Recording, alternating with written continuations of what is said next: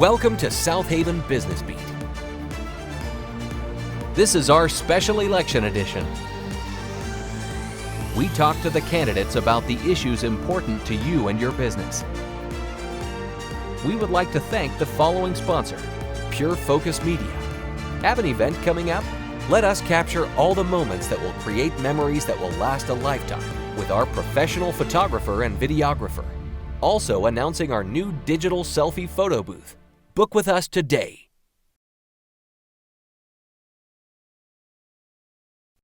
And now here's your host, Aaron Kozort. Welcome back to another episode of South Haven Business Beat.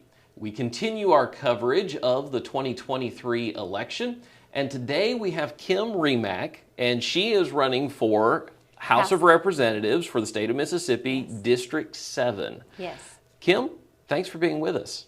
Tell us a little bit about yourself. Well, first of all, thank you for having me. Thanks for inviting me. I'm happy to be here.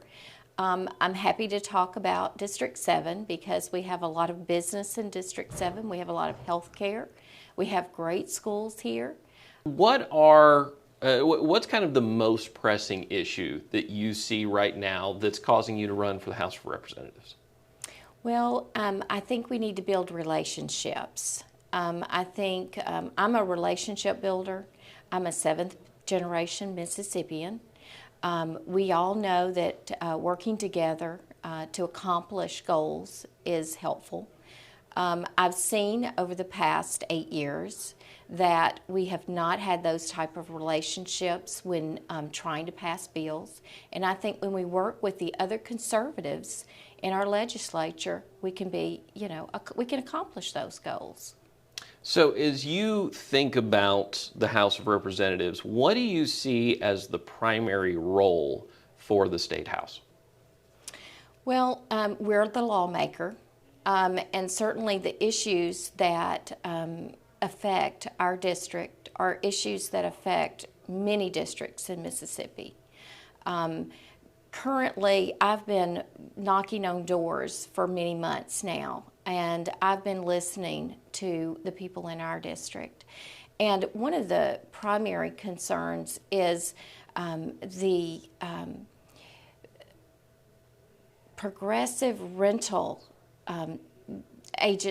these businesses that are coming in, and they are outbidding single-family home people that want to invest in the city of South Haven or the city of Olive Branch or even in outside my district.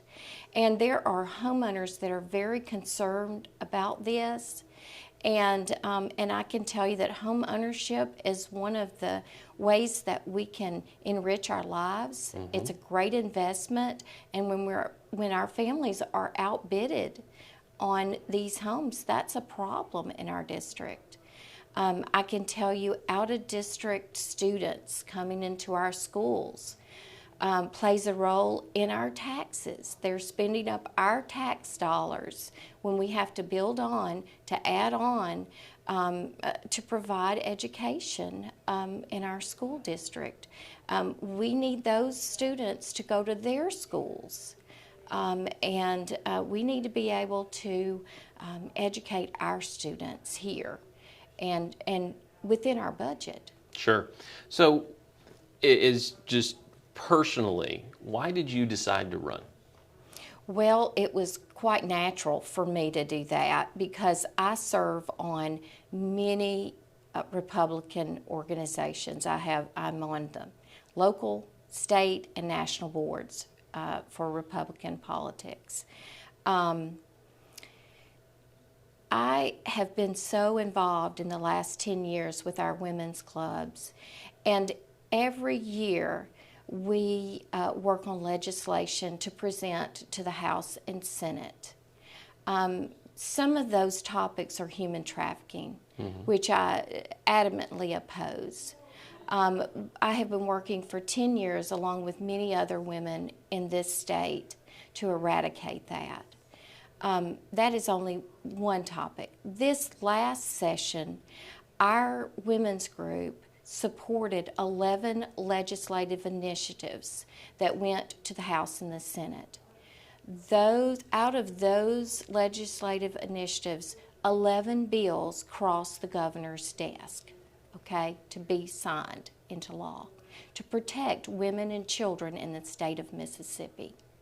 Those are the things that I have been working on for over a decade. When you look at your experience and your background, of course, this podcast is put on by the Chamber of Commerce. Why do you feel that you are the best or most effective person to represent small business owners and small businesses in the State House?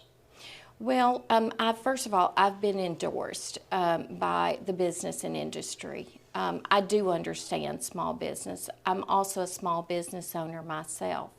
I have a small investment business. I own residential and commercial property. I understand the need for economic development. And not only that, I'm also one of the Olive Branch City Planning Commissioners. I have seen for several years all of the development that is coming forth. We need that development. We need to continue to support our small businesses and our developers because this leads to a better quality of life for us here. We're taking a second to thank our sponsors. Follow App. The Follow App is the long-term solution for networking, instantly connecting you to those frequently missed opportunities to find the right referral partner or new client to grow your business. Be sure to share and subscribe for more business resources. Now back to South Haven Business Beat. What do you see as the top 3 concerns that you want to address for your district specifically? Well, I'm going to tell you, I would love to see the widening of I-55. And as a lawmaker, the bank for the state is in the legislature. You are the ones that appropriate those funds. We need a fighter to go down there and fight for those funds. We have infrastructure needs here. We have lots of needs that need to be taken care of, and you have got to have the relationships down there to build on to get this done. I think you've already touched on this briefly, but let's kind of loop back to it. What job experiences do you have that you think qualify you to run for the House of Representatives? Gosh, I wear many hats. I can just tell you, I was a nurse for many, many years. I am a small business owner. I'm a city planning commissioner. I am a leader in many Republican organizations. They all take a heart of service to complete those. I couldn't do anything in my life or get through any of the challenges in life without having God by my side. I know that. I am a Christian conservative, and I would appreciate it if everyone in District 7 would get out and vote for me on August 8th. What are the things that the state of representatives are doing now that you would like to see them continue or improve on? Oh my goodness, they're doing an amazing job. They really are. I can tell you that the state income tax is one of those issues that I do see us getting rid of it in the next few years.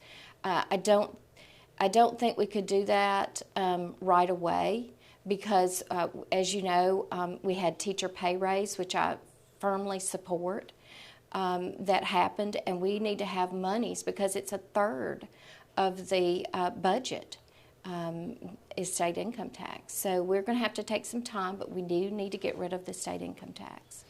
As we kind of wrap up, is there anything else that we haven't covered that you would specifically like to address or state to the voters? Absolutely, and I thank you for that opportunity. Oh, absolutely. During this election cycle, my campaign has been hit with a lot of negative attacks, and that is very just disheartening to see. And I know the voters are left wondering, what is going on? Well, I can tell you that there is a group of faceless people that are attacking my campaign to help elect their candidate of choice in this election. And we're trying to unmask these people. There is an investigation that is going on. But for them to use the tragedies that have happened in my life to somehow make people think that I'm less credible is truly disheartening. I will tell you right now that I'm the appointee by the former governor, the current governor, and the lieutenant governor to serve on 2 state boards. People are not allowed to serve on state boards without Senate confirmation, and I have been through that. I have been vetted, and I have been through that twice. So I ask the voters to use wisdom and discernment in this election and in all elections and find out what's important for their district, and somebody that's going to use a servant's heart to go in there and fight for them. And I hope that they decide that that's me in this race. Kim, thank you for joining us. Thank you for having me. I appreciate You're welcome. it. And thank you for joining us for another episode of South Haven Business Beat as we continue our coverage of the 2023 election. And we hope that you'll continue to watch South Haven Business Beat and subscribe to our feeds. We hope you'll join us again for our next episode. We would like to thank the following sponsor, Wisdom Integrators. Are you a business owner and is technology getting in the way of your business? If your computers are slow, your website is horrible, or your business needs more efficiency, then it's time to reach out to Aaron Kozort and Wisdom Integrators. Thank you for listening to this episode of South Haven Business Beat. This podcast is brought to you by the South Haven Chamber of Commerce. We know relationships create commerce. Thank you for joining us. Like what you see and hear? Please tell others and subscribe.